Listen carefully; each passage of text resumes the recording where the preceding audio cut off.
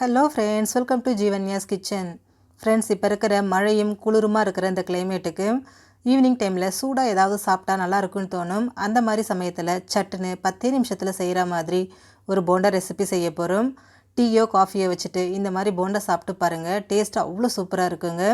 இது எப்படி செய்கிறதுங்கிறத பார்க்குறதுக்கு முன்னாடி நம்ம சேனல் ஜீவன்யாஸ் கிச்சனை மறக்காமல் சப்ஸ்கிரைப் பண்ணி பக்கத்தில் இருக்க பெல் சிம்பிளையும் கிளிக் பண்ணிக்கோங்க.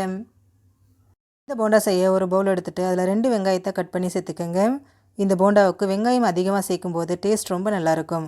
இது கூடவே 2 பச்சை மிளகாய் பொடியை நறுக்கினது, 1 டீஸ்பூன் பொடியை நறுக்கின இஞ்சி, 2 கொத்தளவுக்கு பொடியை நறுக்கின கருவேப்பிலை, 1 கையளவுக்கு பொடியை நறுக்கின மல்லி இலை, 1/2 டீஸ்பூன் சோம்பு, 1/4 டீஸ்பூன் பெருங்காயத்தூள், 1/2 டீஸ்பூன் தனி மிளகாய்த்தூள், தேவையான அளவு உப்பு. நான் 1/2 டீஸ்பூன் உப்பு சேர்த்துக்கிறேன். சேர்த்துட்டு ஃபஸ்ட்டு இதை கை வச்சு நல்லா அழுத்தம் கொடுத்து இந்த மாதிரி பிசைஞ்சு விடுங்க.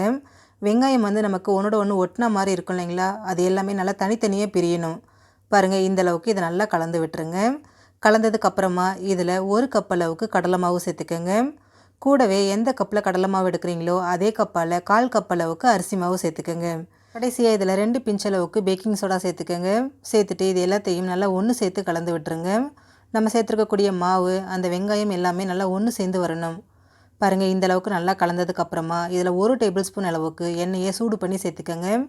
இந்த மாதிரி சூடான எண்ணெய் சேர்த்து மிக்ஸ் பண்ணும்போது போண்டா நமக்கு எண்ணெய் எடுக்காமலும் இருக்கும், அதே சமயம் நல்லா சாஃப்டாகவும் கிடைக்குங்க. பாருங்கள், இந்த மாதிரி நல்லா கலந்து விட்டுருங்க.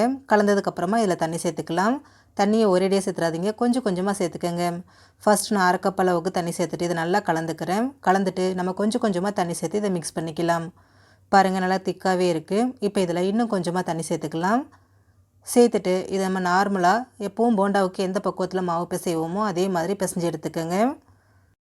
பாருங்கள், மாவு இந்த அளவுக்கு நல்லா இலகுவாக இருக்கிற மாதிரி பிசைஞ்சிக்கோங்க. ஒருவேளை மாவு ரொம்ப கெட்டியாக பிசைஞ்சிட்டிங்கன்னா போண்டா ரொம்ப ஹார்டாகவும் ஒரு மாதிரி மாவாக இருக்கும். அதனால் மாவு இந்த அளவுக்கு நல்லா இலக்கமாக பிசைஞ்சு எடுத்துக்கோங்க. இப்போ மாவு ரெடி ஆகிடுச்சு. இதை பொரிக்கிறதுக்கு ஸ்டவ்வில் கடாய் வச்சு எண்ணெய் வச்சுருங்க. எண்ணெய் சூடானதும் ஸ்டவ்வை மீடியம் ஃப்ளேமுக்கு மாற்றிட்டு இதில் கொஞ்சம் கொஞ்சமாக மாவு எடுத்து இந்த மாதிரி போண்டாவாக எண்ணெயில் சேர்த்துருங்க. சேர்த்துட்டு ஸ்டவ்வை மீடியம் ஃப்ளேம்லேயே வச்சுட்டு இதை நல்லா பொரிச்சு எடுக்கணும். அப்போ தான் உள்ளேயும் நல்லா வெந்து வருங்க. உங்கள் கடாய் சைஸுக்கு தகுந்த மாதிரி நீங்கள் எவ்வளோ சேர்க்க முடியுதோ அவ்வளோ சேர்த்துருங்க. சேர்த்துட்டு இது தானாகவே மேலே எழும்பி வரும், அது வரைக்கும் வெயிட் பண்ணுங்கள். பாருங்கள், எல்லாமே மேலே எழும்பி வந்துருச்சு. எழும்பி வந்ததுக்கப்புறமா கரண்டி வச்சு அப்பப்போ கலந்து விடுங்க. அப்போ தான் எல்லா பக்கமும் ஒரே மாதிரி ஈவனாக வெந்து செவந்து வரும். பாருங்கள், நல்லா வெந்து செவந்திருக்கு. இப்போ இதை எண்ணெயிலேருந்து எடுத்துடலாம். ரொம்ப ரொம்ப சிம்பிளான முறையில் நமக்கு கடலை மாவு போண்டா ரெடி ஆகிடுச்சு. ஃப்ரெண்ட்ஸ், நீங்களும் இந்த ரெசிபியை ட்ரை பண்ணி பாருங்கள். எல்லாருமே விரும்பி சாப்பிடுவாங்க. ஃப்ரெண்ட்ஸ், இந்த வீடியோ உங்களுக்கு பிடிச்சிருந்தா லைக் பண்ணுங்கள், ஷேர் பண்ணுங்கள், கமெண்ட் பண்ணுங்கள். ஜீவன்யாஸ் கிச்சனை சப்ஸ்கிரைப் பண்ணி பக்கத்தில் இருக்க பெல் சிம்பிளையும் கிளிக் பண்ணிக்கோங்க. அப்போ தான் நான் போடுற வீடியோஸோட நோட்டிஃபிகேஷன்ஸ் உடனுக்குடனே உங்களுக்கு வரும். தேங்க்யூ.